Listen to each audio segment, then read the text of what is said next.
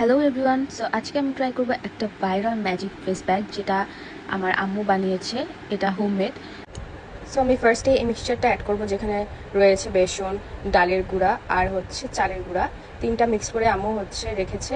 And এটার সাথে আমি little bit of turmeric use করবো। অ্যান্ড এটাতে ইউজ করবো আমি ইয়োগার্ট প্লাস বাদামের গুঁড়া।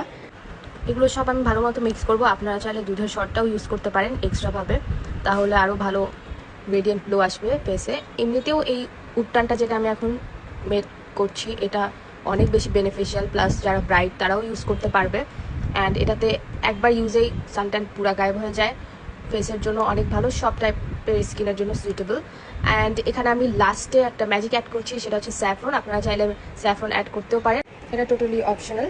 এরপর আমি ফেস প্যাকটা স্ক্রাব করে নিব। এটা স্ক্রাবিং প্লাস ফেস প্যাক দুইটারই কাজ করে অনেক ভালো মতো। 1 মিনিট স্ক্রাব করার পর এই ফেস প্যাকটা আমি 15 মিনিটের মতো রাখবো আমার ফেসে, দেন ওয়াশ করে ফেলবো। As you can see my glow. Face প্যাকটা উইকে 2বার ইউজ করলেই ইনাফ। এক্সট্রা কোনো ফেস প্যাক বা ফেস মাস্ক আপনাদের কিনতে হবে না এত টাকা দিয়ে।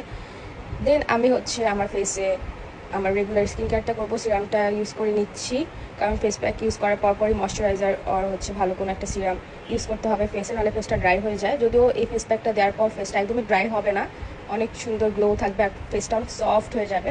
সো আজকের জন্য এতটুকু। এটাই ছিল আমার ছোটোখাটো একটা short tips for skin care. By.